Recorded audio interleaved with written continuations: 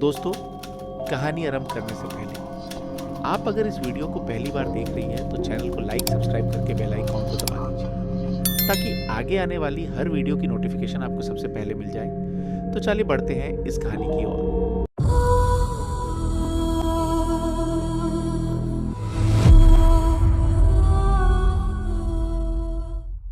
दोस्तों, ये कहानी है एक तालाब की जो गांव की सीमा से कुछ दूर था, जिसे लोग भूतिया तालाब कहते थे।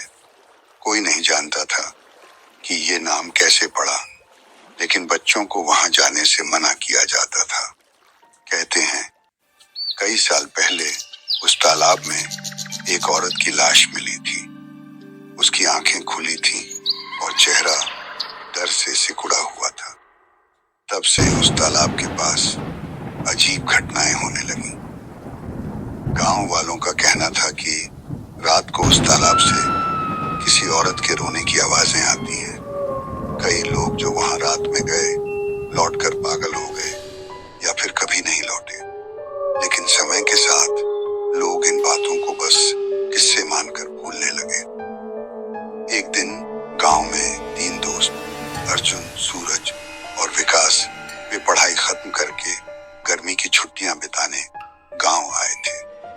गांव की कहानियों में उन्हें मजा आता था, लेकिन वे इन बातों पर यकीन नहीं करते थे। जब अर्जुन की दादी ने उन्हें भूतिया तालाब की कहानी सुनाई तो वे हंसने लगे और कहने लगी, दादी ये सब बस पुराने जमाने की बातें हैं। अर्जुन बोला, अब भूत कुछ नहीं होता।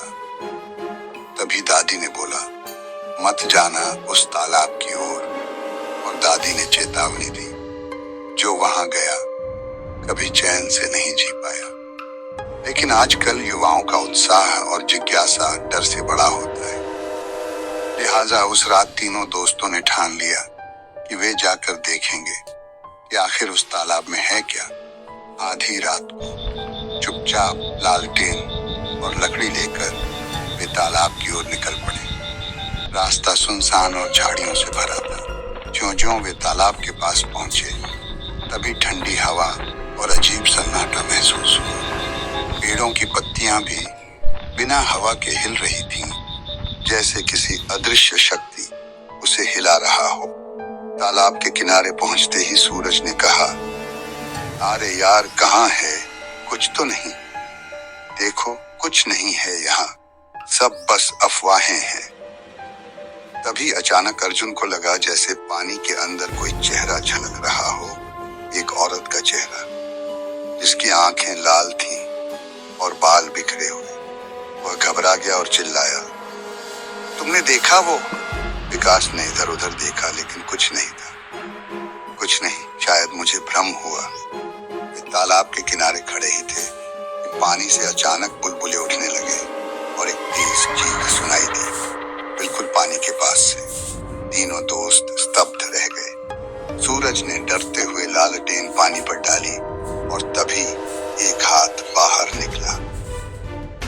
वो हाथ काला था, जल चुका और नाखून लंबे थे।